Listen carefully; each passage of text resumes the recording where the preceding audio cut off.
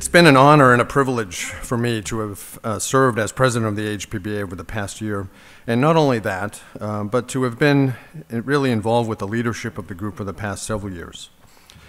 I've really, truly enjoyed working with such talented and dedicated individuals, and to have had a small hand in helping to shape the direction of this very dynamic organization. I will always look back on my time with the executive committee very fondly, and I only hope that future years will judge our efforts to have been at least modestly successful and fruitful.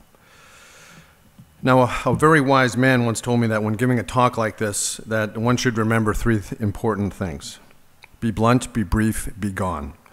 And I will do my best to adhere to these principles.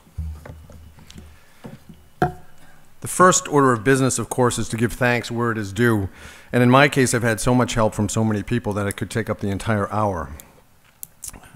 But clearly, certain people require special mention. First and foremost, my family, my wife Laura, who has endured a lot over the course of our 30 years of marriage, but who continues to see the better side of me, which is not always easy, as you saw from some of those pictures, who has often, I'm sure will tell you, felt like a widow or a single parent, but without whose help I would never have survived my internship, my training years, and certainly wouldn't be standing here now. Because what she does every day allows me to be a better doctor and to do my job better. To my daughters, Emma and Audrey, who always seem to understand when work keeps me away on trips or from coming home before they go to sleep, even though I know they're keeping their feelings hidden so they don't make me feel worse than I already do. To my parents, for the way they raised me, whose life lessons continue to serve me well. To all of my teachers and others who tried their best to educate me over the years, some successfully, others not so much. To my mentor, Leslie Blumgart, for having faith in me and for giving me my first real paying job. To my colleagues at Memorial Hospital, for all of their help, support, friendship over the years, and for perpetuating the illusion that as the service chief, I do have some measure of control. To my fellow officers, Will, Elijah, Javier, for all of the help that they have provided over the past year. To all of the executive council members, the committee chairs, the co-chairs, and members of all the committees for selflessly giving of their time for the betterment of our society. And to you, the membership, for the trust you placed in me and to all of us in the leadership roles. And last and certainly not least, we need to recognize Kim O'Dell and her staff for all that she has done for us and the society over the years, and whose dedicated work has seen us through difficult times, but has also been a large part of our success during this period of extraordinary growth that we have enjoyed. So to Kim, to Mindy, to Lane, to Bobby, Letitia, Lynn, Allison, we'd like to thank you all for everything you've done for us.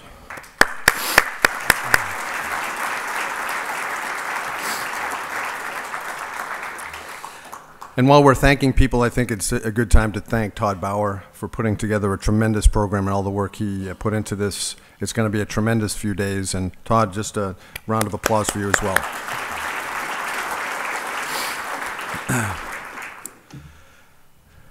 Like many of you, like many Americans, I am the product of an immigrant family and very proud of my heritage.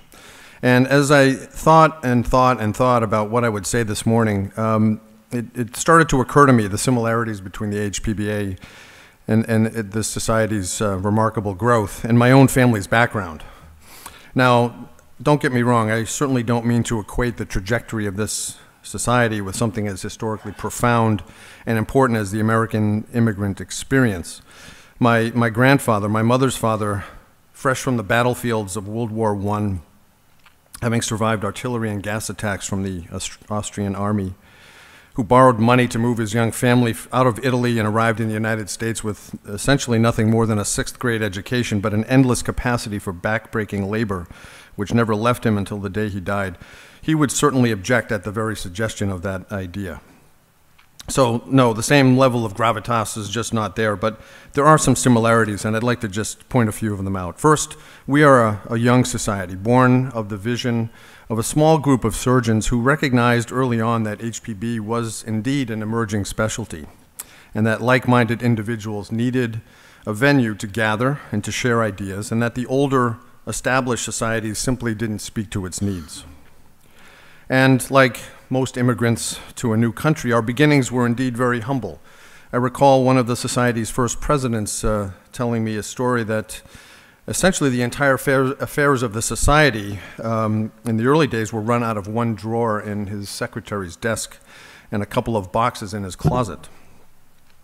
But with hard work and passionate commitment to its ideals and its future, we now number over 1,000 with a net worth of over $1 million, and very much like my grandfather, who came here with nothing but died a rich man with a thriving family legacy. Now, one often hears that the newest Americans often have a sense of loyalty and patriotism that is far stronger than many of those who have been here for generations. And I think you can see a similar level of commitment and passion in our membership, with approximately 20% of all members involved in some way or another with committee work and nearly 50% attending the annual meeting. And this is clearly a source of great strength for us and a major reason for our success. Commitment to family above all else is a dominant virtue. Understanding one's role in the chain, understanding the importance of making sacrifices to secure the future of those who are to follow us, and understanding that as the success of these future generations, of those in our charge, is what ultimately defines us, much more so than any individual accomplishments can ever do. And likewise, appreciating and giving thanks to those who have come before us, and knowing that it is their same commitment to these ideals that has put us in the position to help those who will follow us. Our past presidents have always embraced these virtues, and we owe a great debt of gratitude to them and to others in the past in leadership roles for guiding us to the position we find ourselves in now. We as a society have always recognized the importance of giving back, although we haven't always had the means to do so to a meaningful extent. We have always looked to support the research efforts of residents and fellows, and recent years have seen renewed commitment and expansion of that program. But well beyond that, so many initiatives have been put in place in recent years that have taken us in many, many different directions and clearly show our deep level of commitment. The establishment of minimum standards for training, the granting of certificates to trainees, the development of humanitarian outreach programs in our region, consensus conferences, travel grants, symposia for residents, fellows, and mid-level providers at our annual meeting, and the establishment of a foundation whose role it will be to finance the Society's research agenda are just some examples of these initiatives. So we have nearly come full circle, from a small group struggling to survive to a firmly established society, and I would argue one of the premier surgical associations. But we must be careful not to rest on our laurels, as there's still much work to be done. Very much like second-generation immigrant offspring, we are riding a wave of success built on the hard work of our predecessors, and it would be very tempting to put our feet up, go to Pinky's, get your nails done, enjoy the prosperity. But this would clearly be a huge mistake. We must not only stand fast in our current commitments, but I would challenge us to take even bolder steps, to broaden our outreach programs throughout North and South America, to engage and enlist the wider spectrum of physicians treating HPB disease, including radiologists, transplant surgeons, gastroenterologists, to increasingly look to establishing not only standards for training, but standards for practice in HPB, and to establishing a mechanism for the AHPBA to increasingly support and promote the conduct of prospective clinical trials among its members. Because it is only through such continued dedication and hard work that we will not only honor the legacy of those who have come before, but ensure the future of those who are to follow. We are a unique group representing surgeons and other healthcare providers on 2 continents, and as such, we are in a position of substantial influence that we must nurture and use for the advancement of our field and the betterment of society. Finally, we are all very fortunate to do what we do. While the practice of medicine over the years in general seems to have come under continual attack from many sides, we as surgeons remain uniquely positioned to have a great impact on the lives of our patients and their families, and this can never be taken away, not by President Obama, not by insurance companies, not by lawyers. And we should always remember this, for the work we do is vital.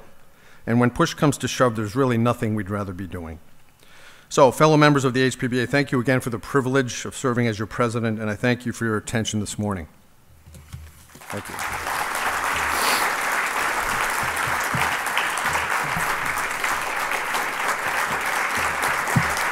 Thank you.